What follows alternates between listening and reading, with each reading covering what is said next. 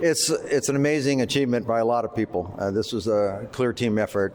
It's something that hasn't been done in quite a while. I think it's something that really does open up the system that really needed to be open and will provide opportunities not just this year, but opportunities into the future to make sure we get good candidates throughout the state of Indiana running for office again. When you were collecting the signatures, what were you hearing from folks? What were they saying to you? What were folks talking about? One sentiment was very, very clear. I heard it 3 or 4 times today. Again, thank you for doing this.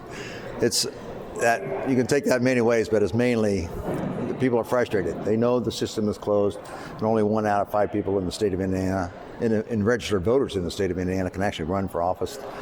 Those things have to change, and good people have been excluded. They can't run for office. They want to serve the public, and they can't. We're providing that opportunity. It's a big deal. Mr. Mayor, one of the pundits had said that at first this was easy work, then he said it was hard work. He said you should have run, then you shouldn't have run. Your thoughts on all that? Yeah, some people are going back to the easy thing. Really, they didn't have to do this. This was very difficult. This was not an easy task by any stretch of the imagination. It took a lot of work by a lot of people. Took some good donations, some good supporters to do this also. So I'm appreciative of all that. But clearly, people wanted this to happen. This is not a few people. This is thousands and thousands of people across the state of Indiana who are very upset, and they want something to change. And this is it. Are you anticipating future challenges to your candidacy from either of the parties? What do you mean? You mean as far as these signatures? Yes. They've been verified by the clerks. That was the main deal. We just have to turn them in. What's the biggest challenge in collecting these signatures as you're going from county to county? Yeah, organization mainly, but certainly in central Indiana, the signature gatherer said this was about the easiest signature they ever had to get. I mean, when they mentioned my name, I guess people remember me fondly as the mayor here, so I think that signature is pretty easy to get. But we wanted to get them throughout the state too, and I think we did a pretty good job of that also. But there was a logistical problem too. We had to get them. We had to get them in a certain amount of time, and that's what we did. If the Lincoln Party gets on the ballot, because that was the whole point to make it easier so people don't have to go out and gather signatures, any sort of criteria for people to become a member of the Lincoln Party, or have you guys thought that far yet? We have thought through that. Not sure we're going to come out with what everybody expects us to come out, but I will tell you what we're looking for are practical, problem-solving people who want to serve and people that you'd be proud to have into office. That's who we really want. And there are people, both Republicans and Democrats, who have felt that their party has moved away from them, and they have been contacting us. So that's there. Plus, there are other people who are really good people in their communities, in the local communities, feel like they have no path. We want to help them get that path. How many county chairmen do you think you could possibly get? How many? County chairmen for county organizations and that type of deal. We haven't thought that. We're not looking to explode this throughout the state immediately. That's not the intent of this. We want to go step by step to get good candidates for this race, and then this race, and then this race, and we'll grow that way. It's not, the intent is not to put out a huge organization at the time.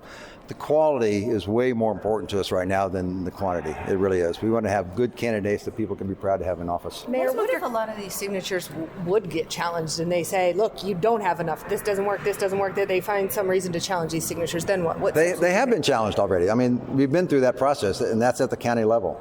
And so we gather over 74,000, as you all know, and we're turning in over 40 right now. So they have been challenged already. So, but the deal is done. It's our job now just to turn them over to the election division here at the State House, and that's what we're doing.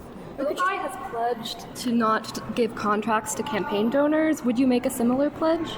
I'm not going to do that, obviously, but I don't think anybody should be doing that. So I'm not sure where that would come up with me, frankly. I think you came up with somebody else that you're talking about, but not with me. So we're going to do things right in the office. No question about that. I've got a history of that. You can look it up. So. Going back to the Lincoln Party, does it have a platform? The Republicans, the Democrats have come out with a specific platform. You're looking for specific qualities of candidates. Do you want them to back certain political positions? We want them to be practical, problem-solving people who you'd be proud to have in office. It's not like the parties followed their own platforms anyway. They don't. Do you have any conversations with other folks about running under that label? Some people have talked to me. Quite a few more people have talked to Nathan about it. But we're concentrating on this race this year, right now. How we put this together in the future, we'll see. But I think I've told you the kind of candidate we're looking for into the future. You're thinking, obviously, it looked like you'd hit the 2% mark to get ballot access. Do you think you could possibly hit the 10% mark in order to have to participate in primaries? Well, the early polling that kicked all of this off had me well above that already. We'll see where it goes. We've had a good run here for the last 3 or 4 months, but we have to get the message out across the state. We were polling above 20% in every part of the state, and I was actually leading the 18 to 34 demographic back last October in a poll. So we'll see what happens here in the near future. The intent is to get across the state.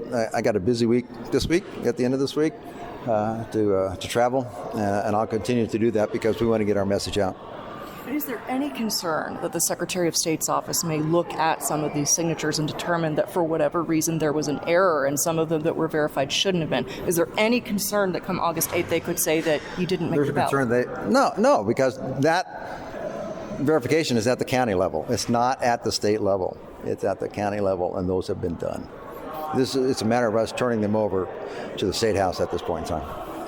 Any thoughts? People trying to hit you on some of your jobs as mayor, what was taxes, cricket fields? It's all out there, and it's all in print, as you well know. So everything I think we did really, really well. Everything, the mistakes that we made along the way are in there also.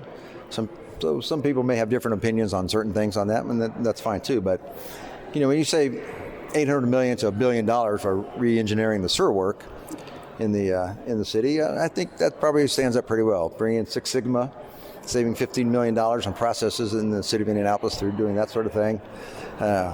Parking meter deal, we went from 350,000 net to 3 million net in 2 years. With greater customer satisfaction. We can talk about those things if they want to. What is the plan between now and November? What is the plan? You've gotten on the ballot. What's the plan to win it? For me to be very tired. That's what's going to happen. I'm going to be very tired traveling throughout the state and getting our message out, because this is a message that goes past platforms and principles and things like this. This is about doing the right thing for the state of Indiana. It's the only reason I'm doing this. I'm not doing this for me. This is for the state of Indiana and for the people who are kind of fed up with the system right now. And we want to open up the system so that good people can run and that people have somebody qualified and that they're proud to vote for. Speaking of the Secretary of State's office, you just dropped off your petition signatures. Anywhere concerned of the way the office has been administered over the past couple of years, that this may end up being a problem or an issue? It's going to the election division. So no, right now, no. All right, one more question. How's Winnie feeling? Well, Winnie's a little tired too, all right? And it's gonna be a rough few months, but she's up for it. I mean, I wouldn't have done this without Winnie. It's kind of funny. I think you know this very well. When I was the mayor, everybody always asked, "Where's Winnie?" So Winnie's going to be with me through this whole thing. Thank you, everyone. Thank you.